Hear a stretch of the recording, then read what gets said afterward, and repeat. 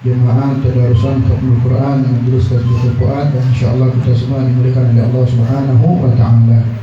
Alhamdulillah, thumma alhamdulillah, thumma alhamdulillah. Kembali Allah Subhanahu wa taala memberikan taufik dan hidayah kepada kita dengan nikmat sehat afiat, kesempatan sehingga pada malam hari ini, malam yang ke-11 daripada fase yang kedua di bulan suci Ramadan, Allah Subhanahu wa taala mengumpulkan kita untuk bersama-sama daripada kegiatan ibadah yang insyaallah kita malam hari ini telah sama-sama tadi membaca Al-Quran dan mengkhatamkan Al-Quran. Mudah-mudahan Allah Subhanahu wa taala senantiasa melimpahkan rahmat, barakat serta ampunan kepada kita yang telah menjadi bagian untuk sama-sama membaca Al-Quran dengan menghidupkan malam-malam di bulan Ramadan. Ma'asyiral hadirin rahimani wa rahimakumullah, salawat serta salam pada junjungan kita Nabi besar Muhammad sallallahu alaihi wasallam serta keluarga dan sahabat-sahabat beliau. Sambil kita duduk, sambil kita mendengar, sambil pula lisan kita bersalawat kepada Nabi Muhammad sallallahu alaihi wasallam. Allahumma salli wa sallim wa barik alaihi wa ala alihi wa sahbihi ajma'in. Masyaallah hadirin rahimani wa rahimakumullah, alhamdulillah pada malam hari ini, malam yang ke-11 tadi sama-sama telah kita singgung di awal, kita berada di rumah daripada orang tua kita, orang tua daripada Abu Ali, Nyai Haja Salma, Salma, Nyai Haja Masna. Mudah-mudahan dengan hadirnya kita malam hari ini di rumah daripada beliau, kita doakan mudah-mudahan dengan berkah daripada Khatmul Quran, Allah berikan kesehatan kepada Nyai, diberikan panjang umur dalam ketaatan kepada Allah Subhanahu wa taala, kabulkan segala hajat-hajat beliau di dunia dan akhirat, dimudahkan di dalam menjalankan ketaatan, istiqamah di dalam ketaatan kepada Allah Subhanahu wa taala. Amin ya rabbal alamin. Kita juga kita yang hadir, alhamdulillah pada malam hari ini selalu kita dihadiri oleh para habaib, para artis yang selalu menjadi bagian menambah keberkahan kita pada malam hari ini. Begitu juga untuk semua yang istiqamah, yang hadir ataupun yang belum sempat untuk hadir lagi, karena ada yang mungkin tidak hadir, mungkin ada halangan, ada udzur, tapi insyaallah mereka yang tidak sempat hadir tetap mendapatkan bagian keberkahan kita yang hadir pada malam hari ini insyaallah. Amin ya rabbal alamin. Ma'asyiral hadirin rahimani wa rahimakumullah, alhamdulillah tanpa terasa kita sudah masuk di fase yang kedua di bulan suci Ramadan, yang kita sama-sama sering dengar bahwasanya di dalam bulan suci Ramadan ini terbagi daripada tiga fase. Nabi mengatakan awwaluhu rahmah wa awsatuhu maghfirah wa akhiruhu itqum minan nar. Fase yang pertama dari malam yang ke-1 sampai malam yang ke-10, rahmat Allah Subhanahu wa taala, mudah-mudahan kita mendapatkannya. Dari mulai malam ke-1 sampai daripada malam yang ke-10, Allah Subhanahu wa taala memberikan rahmat kepada siapa? Kepada orang yang berpuasa. Perlu diketahui, kalau kita mengetahui rahmat yang Allah berikan kepada kita, satu baik daripada rahmat yang Allah berikan kepada kita, itu sudah cukup untuk memasukkan kita ke dalam syurganya Allah Subhanahu wa taala. Amin. Dengan amal yang kita lakukan tidak sebanding sebenarnya dengan rahmat yang Allah berikan kepada kita. Maka oleh karena itu jangan cuma kita mengandalkan amal banyak, kita yakin dengan apa yang kita lakukan bakal masuk surga, belum tentu kalau bukan dengan rahmat dari Allah Subhanahu wa taala. Namun perlu diketahui, untuk kita bisa dapat daripada rahmat Allah Subhanahu wa taala tersebut, tentu dengan amal kita dewek. Untuk memancing rahmat Allah itu agar sampai kepada kita, maka hendaklah kita memperbanyak amal, yang dengan amal tersebut kita berharap kita lakukan dengan semata-mata mengharapkan ridha Allah Subhanahu wa taala. Kalau kita harapkan hal tersebut, maka yakinlah rahmat Allah akan kita dapat. Nah, 10 hari yang telah berlalu, mudah-mudahan kita berharap dengan kita istiqamah di dalam kegiatan ibadah kita, mudah-mudahan kita mendapatkan pandangan rahmat dari Allah Subhanahu wa taala. Dan daripada fase yang kedua ini kita masuk fase daripada pengampunan Allah Subhanahu wa taala. Nah, selalu juga kita berharap, kemarin sudah sempat disinggung, bahwasanya di bulan Ramadan ini kita sangat-sangat berharap kepada Allah agar Allah Subhanahu wa taala mengampuni segala dosa dan kesalahan kita. Kita banyak dosa, banyak kesalahan, al-insan makhluk khata' wa nisyanan. Manusia ini banyak tempat salah, tempat lupa, tempat segala macam hal-hal yang perlu kita perbaiki kepada Allah Subhanahu wa taala daripada keburukan-keburukan yang ada pada diri kita. Kesalahan yang mungkin maksiat banyak kita lakukan, maka di pertengahan yang kedua ini maka perbanyaklah bertaubat kepada Allah Subhanahu wa taala.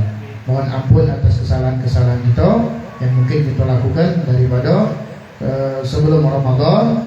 Nah, ini kesempatan kita untuk bertaubat kepada Allah Subhanahu wa taala. Ini dijelaskan apa yang harus kita lakukan dan lain sebagainya di pertengahan yang kedua ini, sampai nanti kita berharap kepada Allah kita masuk di fase yang ketiga, tetap istiqamah di dalam menjalankan amal ibadah kita di bulan suci Ramadan ini.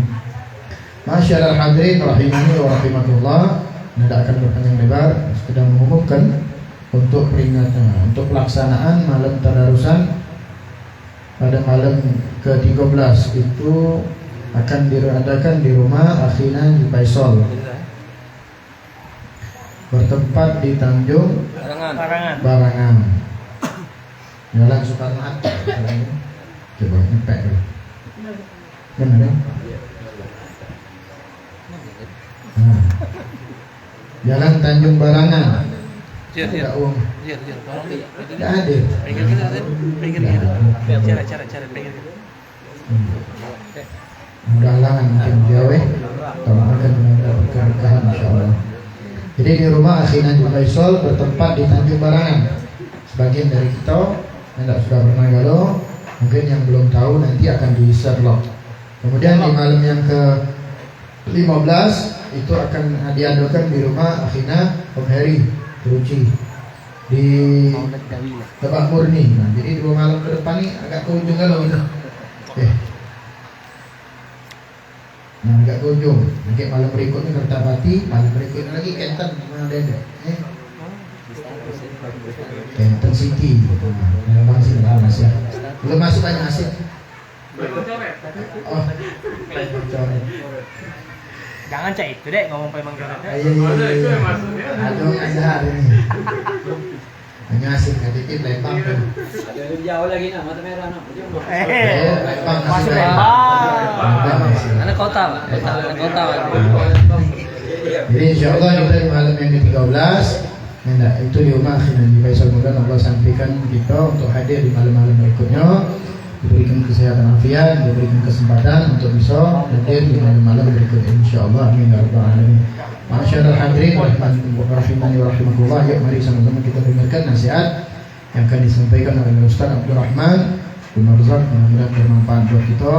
Dengarkan, Anda niatkan untuk kita amalkan. Pada beliau fa'alaihi falyatafaddal mashkura. Sallallahu ala Muhammad wa salatu ala nabi. Bismillahirrahmanirrahim. Assalamualaikum warahmatullahi wabarakatuh. Ngantuk belum ini? Belum ngantuk? Ganteng kalau, jadi malam kalau. Kalau Bib. Iya, agak ngantuk ini. Alhamdulillah rabbil alamin. Allahumma shalli ala sayyidina Muhammad wa ala ali sayyidina Muhammad.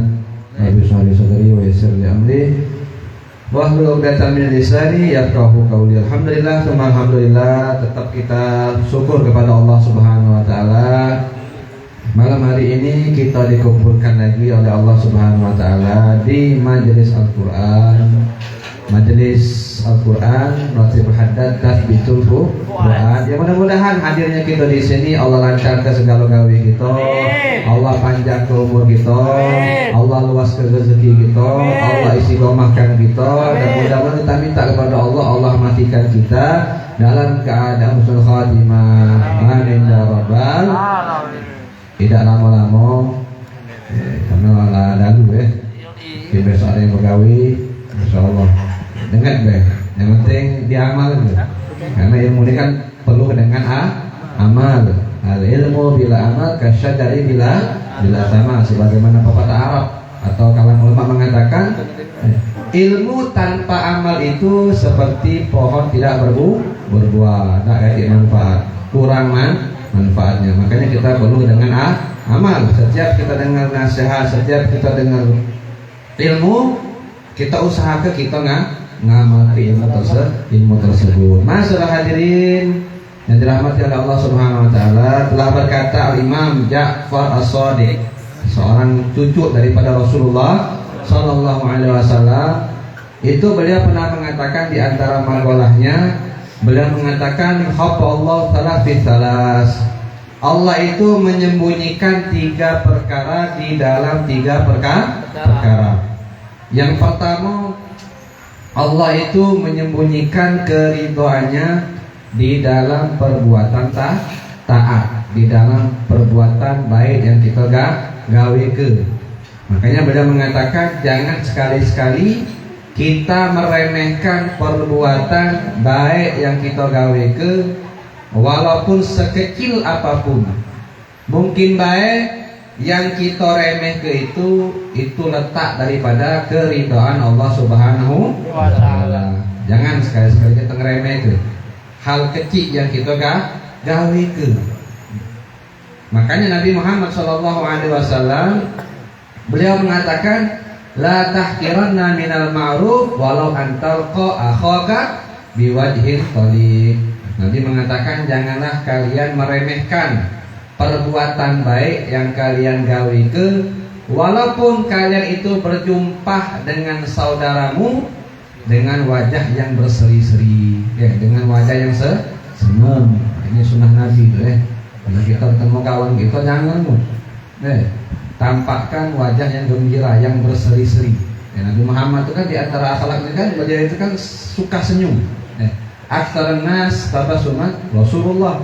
Orang yang paling banyak senyum itu Nabi Muhammad. Nah, kita kalau ketemu kawan kita tampak ke yang berseri-seri. Kita jangan remehkan.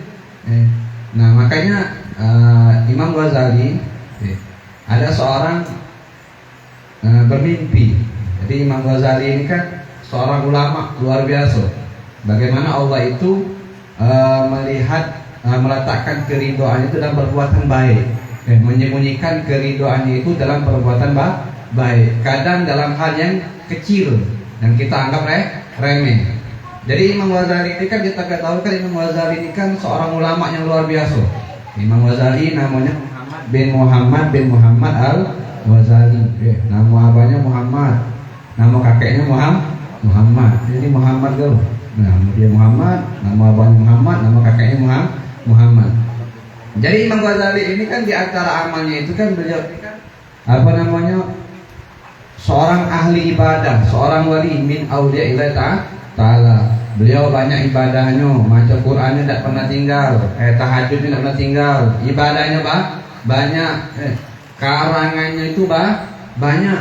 Bahkan di Palembang ini mungkin sebagian majlis banyak membaca karangan-karangan Imam Ghazali kayak Bidayatul Hidayah, terus Minhajul Abidin. Ada kitab beliau itu namanya kitab Ihya Ulumuddin. Kitab yang luar biasa. Kitab Ulumuddin itu 15 jilid, 10 jilid atau 15 jilid. Luar biasa. Sampai Imam Nawawi mengatakan kadal Ihya kal Quran. Kitab Ihya itu hampir seperti Al-Quran, saking luas ilmu yang ada pada kitab Ihya Ulumuddin. Jadi Imam Ghazali kan seorang pengarang, ngarang kitab luar biasa, ibadahnya luar biasa. Jadi ketika beliau wafat, ketika beliau meninggal, ada muridnya mimpi bertemu dengan beliau dan mengatakan, wahai Imam, apa yang Allah Subhanahu wa taala lakukan terhadapmu? Maka Imam Ghazali mengatakan, Allah Subhanahu wa taala mengampunkan dosaku. Karena sebab apa wahai Imam? Sebab apa Allah Subhanahu wa taala mengampunkan dosamu? Maka Imam Ghazali mengatakan, Allah mengampunkan dosaku, Allah angkat derajatku gara-gara aku. Ini masalah sepele kata Imam Ghazalinya. Suatu hari ketika aku di dunia, aku lagi ngarang kitab. Pas pertengahan ngarang kitab, nulis kitab, ada lalat hinggap di mata penaku. Lalat hinggap di mata penaku, itu kayaknya itu lalat itu kehausan. Karena kan dulu kan pakai pena tutul, tutul itu kan, itu masih ada sisa tinta-tintanya. Jadi lalat itu hinggap di mata pena. Imam Ghazali tidak menggerakkan pena tersebut, karena mungkin ini lalat ini kehausan sampai lalat itu terbang dewek, baru dilanjutkan karangannya beliau. Nah, gara-gara ini Allah Subhanahu Wa Taala mengampunkan dosaku. Allah Subhanahu Wa Taala ngangkat derajatku. Masalah sepele yang kita remeh ke, padahal mengerjakan banyak ibadahnya. Ngarang kitabnya banyak, baca Qur'annya banyak, luar biasa. Tapi yang Allah jeli apa? Yang Allah jingu apa? Tadi masalah rahmat sama seekor lalat. Makanya ada lagi seorang perempuan di zaman Bani Israel. Jadi perempuan ini kan di tengah jalan, dia jalan di gunung, di padang pasir. Ini perempuan ini ahli maksiat. Mohon maaf, dia ini pelacur lah, ahli maksiat. Jadi dia ini di tengah jalan, nengok ada seekor anjing. Anjingnya kehausan. Di sampingnya sumur ada. Jadi nak ngundek tak terbaca. Akhirnya nengok nih anjing kehausan, di dekatnya. Nak dimbeknya banyu dari sumur tadi itu. Pas nengok sumur tadi itu, nengok banyu itu cetek, dalam, dan nak kati timbul, nak kati awalnya itu. Akhirnya dia timbul rasa rahmatnya, dia turun ke sumur tersebut, dia turun, di bawah, dia ambek banyu tadi dengan sepatu kulitnya, dia gigit dengan mulutnya, dia naik ke pucuk, dia itu anjing yang kehausan tadi. Nah, gara-gara itu Allah Subhanahu Wa Taala mewahyukan Nabi pada saat itu bahwasanya Allah Subhanahu Wa Taala mengampunkan dosanya. Allah angkat derajatnya. Dari apa? Dari menolong seekor hewan. Jadi janganlah sekali-sekali kita ini remeh ke, walaupun hal yang yang kita anggap sepele.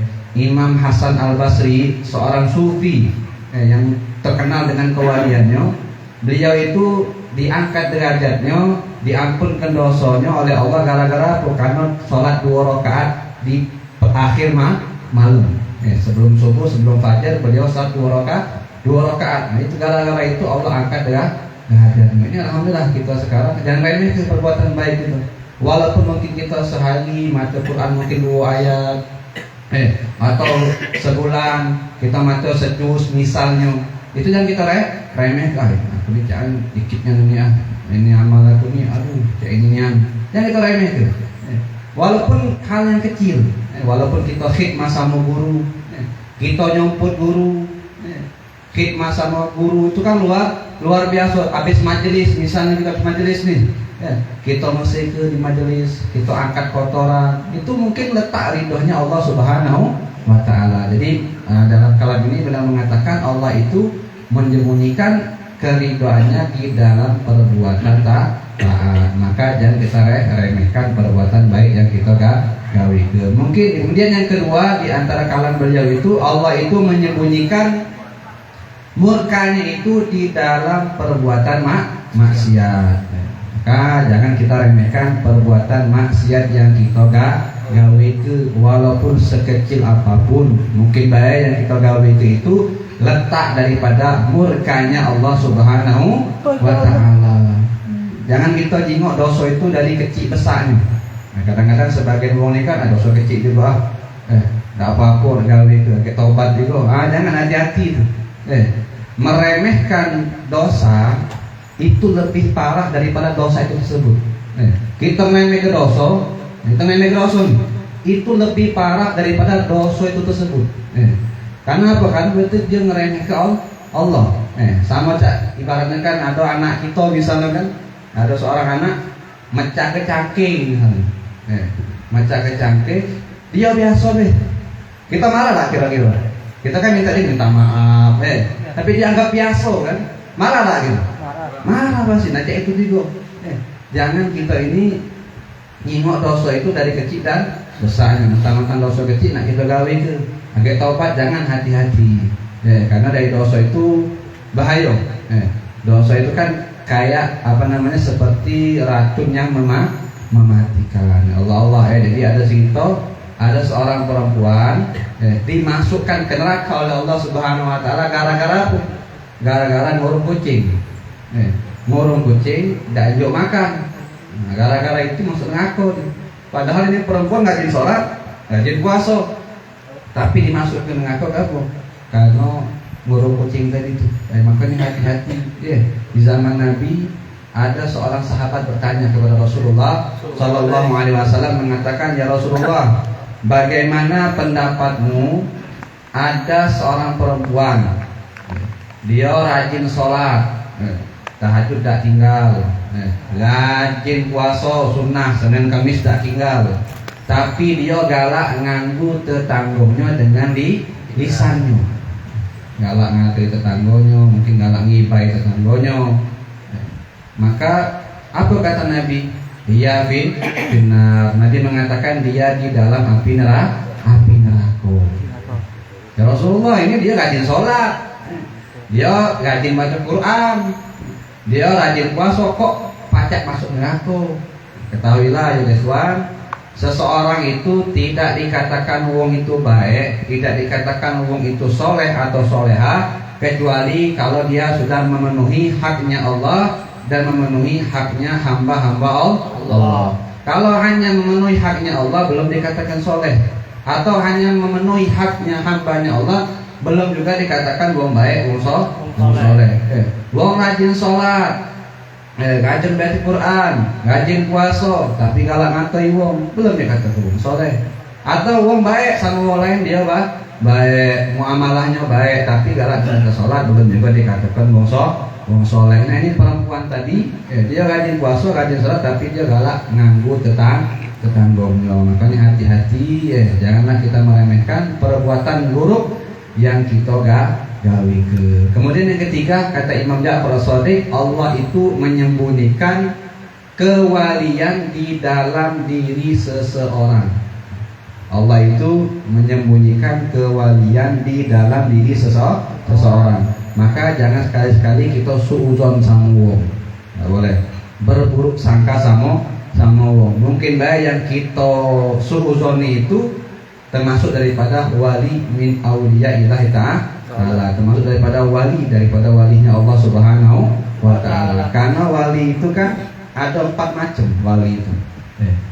Atau 3. Wali itu ada seorang itu dia tahu dia wali, wong lain tahu dia itu wali. Dia tahu dia wali dan wong lain itu tahu dia wali. Ada lagi wali itu dia tak tahu, dia wong lain tahu dia wali, tapi dia tak tahu dia itu wali. Wong lain tahu dia terkenal dari wali, tapi dia dewek tak tahu dia itu wali. Seperti siapa? Pernah mungkin kita dengar cerita seperti Syekh Abdurrahman Bajal Habar. Ini kan seorang dia tu tak tahu dia dewek wali, dia tahu, tapi wong lain tahu dia itu wali. Ngapa patut jadi wali? Karena sapa sama bininya. Ini kan di antara ceritanya kan beliau ini kan setiap hari diomeli bininya terus. Balik rumah bininya ngepet. Tiap balik rumah dari pasar, dari majelis, balik rumah dikepet ke sama bininya. Tapi sabar dia. Sabar, tapi lama-lama pegel dia. Dia paling dia pegel itu, akhirnya dia kabur dari rumah. Dia menyendiri, dia naik ke puncak gunung, dia khalwat. Khalwat itu kan menyendiri untuk fokus ibadah kepada Allah. Jadi dia kabur ke puncak gunung. Pas dia nak khalwat itu, dia ingat ada 2 wong, sama dia khalwat itu. Wong 2 ini melok khalwat itu, jadi melok gabung dia. Dia melok gabung, melok ibadah sama mereka. Pas jam makan, ini wong 2-nya angkat tangan. Ngangkat tangan, doa. Doa turun langsung makan dari langit. Di antara karomah itu. Turun makan dari langit. Heran. Saya bermata ini heran. Tadi kamu tuh doa apa? Kok pacak kabur kayak itu? Kami ini doa tawasul. Tawasul sama siapa?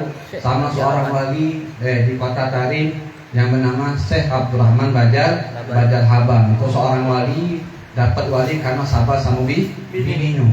Kaget dia langsung. aku gitu. Aku akhirnya dari situ dia akhirnya sadar, balik lagi ke rumah. Sabar sama bininya. Kita ke sama bini. Kita ke sama bini. Dia bini sadar ngagoi dia kan. Oh ya, aku tadi kita udah awang tawasul sama aku. Hampir turun makanan dari langit. Oh, bini langsung takjub kan, luar biasa. Masya Allah jadi baik sama Syekh Abraham belajar haban seminggu be teman. Habis ngepet lagi. Masya Allah emang itu tabiatnya perempuan. Kita emang nak sabar sama betina nih. Nak sabarnya super sabar. Tapi dalil ini jangan kamu kita sama bini kamu. Lunjak. Kalau kan kadang-kadang kita kan salah dalil kadang-kadang ngomongin kan. Yang lanang pengen dalil yang mela dia. Yang betina pengen dalil yang mela dia. Makanya kalau kita dakwah itu kan kita sesuai ke. Kalau sama bapak-bapak, kita ini kan backup sabar sama bini. Kalau ceramah sama ibu-ibu, ceramah sabar sama laki, taat sama laki. Kalau kebalik, repot. Galau-galau ini mawak dalil itu, Makanya kadang-kadang bini gitu kadang-kadang ada dalil-dalilnya tuh, ngirim di WA, ngirim dari IG, kadang-kadang tentang bela-bela dia itu salah sebenarnya. Kalau untuk dia macam tentang taat buat laki. Nah kita ini baca bagaimana kita berbuat baik sama bini kita, jangan dibalik. Dalil itu jangan dibalik. Jadi balik lagi di antara kalam Imam Ja'far As-Shadiq bahwasanya Allah itu menyembunyikan kewaliannya di dalam diri seseorang. Jangan kita suudzon sama wong, tidak boleh. Bahkan dikatakan kalau seandainya seseorang itu berkumpul 40 wong ngumpul. Ini 40 wong kita ada 40. Nah, nyampe ya. Jadi katanya kalau 40 wong ngumpul itu salah satu itu ada wali. Mungkin siko, mungkin dua, mungkin tiga, mungkin galanya wali. Itu tidak tahu kan, makanya itu harus husnuzon. Jadi ini mungkin insyaallah mudah-mudahan manfaat amal ke.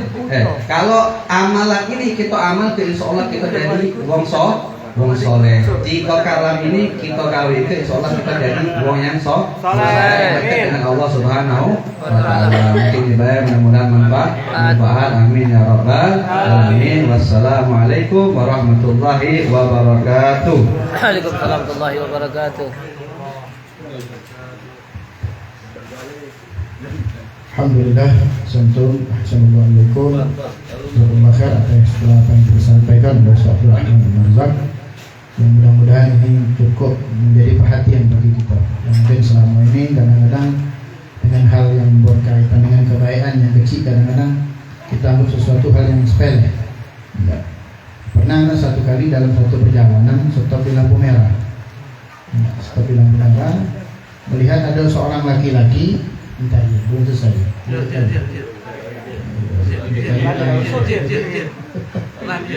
Tutup. Baik, tunggu Pak. Bangunin Pak. Jadi pas stop di lampu merah, ada nenek tua nyebrang di lampu merah tersebut. Yang nyebrangnya itu, kalau kita nengok orangnya mungkin, bilang tadi bukan kita suruh bukan. Ya badan bertato. Ada badan bertato. Dia nyebrangi nenek tadi sampai ke tempat tujuan tadi nyebrang. Nah di situ anak pribadi berpikir bahwasanya bisa jadi orang yang nyebrangi lebih mulia dari kita, dan mungkin tadi langsung bisa masuk ke dalam surganya Allah Subhanahu Wa Taala. Karena kenapa? Ingat daripada kalamnya Imam Ja'far As-Shadiq ini tadi, Allah ridho dengan perbuatan dia yang sedikit tadi, yang mungkin sebagian orang anggap itu suatu hal yang biasa. Kemudian anak itu sering kita dengar dapat nasihat guru kita tentang yang perempuan tadi, yang ahli maksiat tadi, yang dia membantu seekor anjing, binatang yang kita tahu sama-sama najis mughalladh, najis yang berat. Kan anjing itu najisnya berat lagi. Dibantu oleh seorang perempuan yang ahli maksiat tadi, gara-gara itu Allah ridho sama dia, tidak jadi masuk neraka. Namun dia masuk ke dalam surganya Allah Subhanahu Wa Taala. Bagaimana yang kita bantu dari manusia? Pasti lebih dapat kemuliaan dari Allah Subhanahu Wa Taala. Dari kebaikan jelas, jangan pernah kita remehkan. Walaupun mungkin kita membuang sampah, nengok sampah, buang ke tempatnya, atau nengok sesuatu yang membahayakan orang lain di jalan. Enggak. Kalau lagi jalan, nengok ada batu, kita tahu kalau orang nombor batu ini nyampak misalkan, kita stop dulu bila perlu. Enggak, kita pinggirkan atau sesuatu lah yang membahayakan. Nah, itu dalam hal kebaikan. Begitu juga na'udzubillah dalam hal keburukan. Kita dikatakan tadi bahwasanya dalam hal keburukan Allah pun menyembunyikan kemurkaannya. Banyak orang yang kadang-kadang tadi berpikiran dosa kecil kemudian gampang untuk bertobat. Tidak segampang yang kita pikirkan. Karena hak prerogatifnya Allah untuk mengampuni atau tidaknya seseorang itu. Dan tanpa kita sadari dosa-dosa kecil itu bisa jadi dosa besar. Sering melakukan dosa yang kecil, maka na'udzubillah min dzalik akan beralih kepada dosa yang besar. Kalau sudah sering dosa kecil dilakukan, maka itu pun sulit untuk kita bisa menghilangkan kebiasaan dosa-dosa kecil tadi. Contoh, kacau, lama tak dibersihkan, kacau, lama tak dibersihkan, susah kita nak bersihkannya. Maki apa namanya? Cuko lah, maki kertas lah, walhasil perlu tenaga yang ekstra. Tapi kalau masih debunya sedikit, gampang gitu. Kalau sudah semakin banyak melakukan perbuatan dosa, na'udzubillah min dzalik, akan berat kita untuk bisa kembali kepada Allah, kecuali memang sudah hidayah dari Allah Subhanahu wa taala. Jadi sekali lagi, Abdullah Salam kepalanya Imam Syafi'i menyatakan bahwa menurut beliau mengatakan bahwa bagiku tidak ada dosa yang kecil. Karena beliau takut kalau seandainya beliau melakukan satu perbuatan dosa, tadi Allah tidak ngampunkan dosa itu. Kemudian di dalam perbuatan dosa tersebut saat itu ajal dijemput. Saat itu ajal dijemput, lagi melakukan maksiat, dijemput ajal. Na'udzubillah min dzalik, meninggal dalam keadaan su'ul khatimah. Makanya orang yang beriman itu selalu waspada dirinya, takut. Ya Allah, kalau aku ini melakukan maksiat, kalau tidak salah kalam daripada Syekh Ibrahim bin Adham, ketika orang itu hatinya cenderung untuk melakukan maksiat, ingatkan, kalau aku di maksiat, manalah kalau saatnya waktu maksiat itu aku mati, aku meninggal, majulah kau nak maksiat, tapi ingatkan sama diri kau, kalau seandainya pada saat kau melakukan maksiat itu Allah panggil kau, maka dikhawatirkan meninggalnya dalam keadaan su'ul khatimah. Inilah cara kita untuk menjauhi diri kita daripada perbuatan maksiat. Yang terakhir, Anda sekedar menambahkan sedikit, tidaklah Allah menyembunyikan kewalian kepada seorang hamba-Nya. Tingkat kewalian ini tingkat yang sangat tinggi, dalam artian maksudnya bahwa wali di sini kekasih Allah, orang yang menjadi pilihan Allah, yang dekat kepada Allah Subhanahu wa taala, yang sebagian kita mungkin tidak tahu ciri-ciri wali. Karena dikatakan la ya'riful wali illal wali. Tidaklah orang itu mengetahui orang itu wali kecuali dirinya dewek adalah seorang wali, seorang yang memiliki kedudukan yang khusus di sisi Allah Subhanahu wa taala. Intinya untuk kita selalu berhusnudzon kepada siapa baik, terutama yang hadir di majelis. Jangan kita kadang-kadang memang dipancing ketika kita melihat ada orang yang mungkin datangnya telat di majelis, atau mungkin jalannya mungkin tanpa disengaja lewat di depan kita mulai pikir, datanglah telat, takoan pula. Kadang-kadang kita melihat juga ada orang pakaiannya, ustaz bukan, pakai gamis misalkan, atau sebaliknya pakaiannya lusuh, pakaiannya tidak sepantasnya dia tuh hadir di majelis. Tapi bisa jadi dia hadir di majelis itu sebab dia hadir Allah ridho sama kita. Sebab dia hadir karena dia orang yang mungkin banyak faktor orang itu dia derajatnya sama Allah. Bukan karena cuma banyak ibadah, dengan sholatnya, dengan puasanya, dengan yang lainnya. Bisa jadi dengan dia bakti sama wong tuanya, dia bisa diangkat jadi wali. Tadi baik cerita, kalau kita pakai akal, tak ada dimarahi bini, pasti jadi wali. Mana? Dimarahi bini, mana nak ngomongnya apa dimarahi bininya baik? Dimarahi bini, ajak naik makom. Jadi zaman dulu pernah sering kita dengar, zamannya Sayyidina Umar, ketika ada seorang sahabat pun seperti itu, dimarahi oleh bininya juga. Tidak sanggup nak lapor pada Sayyidina Umar. Ketika di depan rumah Sayyidina Umar, dengar apa? Sayyidina Umar juga lagi dimarahi sama bininya. Itu seorang apa? pemimpin, seorang khalifah. Nah, tapi dalil tadi ya, sana mana? Tapi dah baca itu sama ada yang dengar lucu ni kan.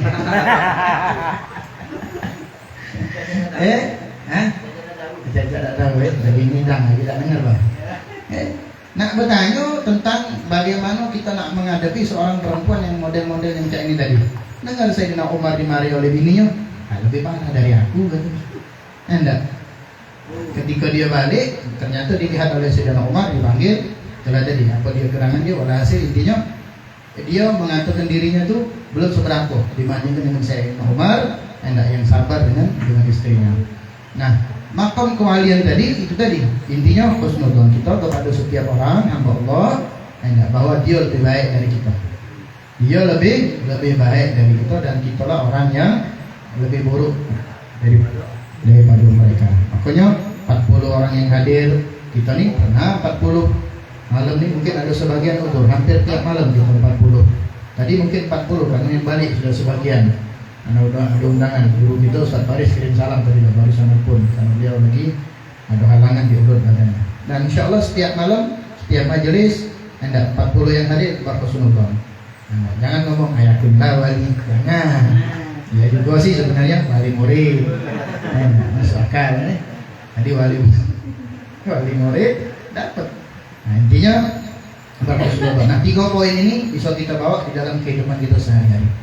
Dan alhamdulillah selalu diingatkan, sedikit niatkan untuk diamalkan, maka insyaallah itu akan menjadi amal ibadah kita di hadapan Allah Subhanahu wa taala. Mungkin ini yang dapat kami sampaikan.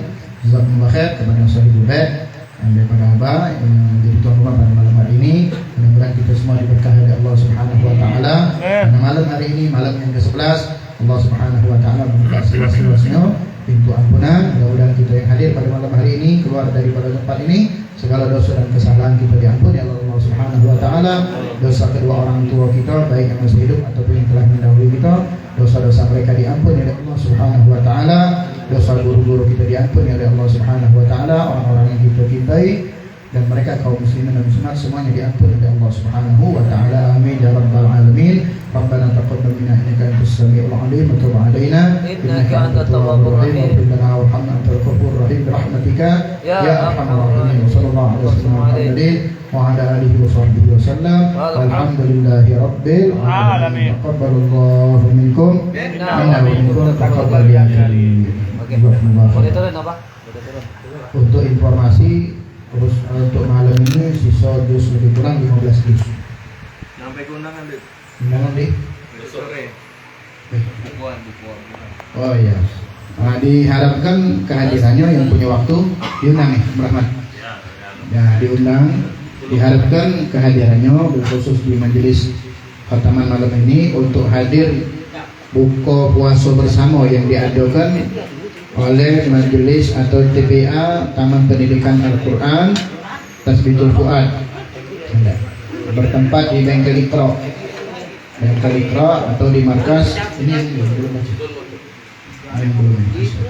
di bengkel, bertempat di Bengkel Las Rahmat di Pak Jo. Cari di Google Map ada. Rahmat.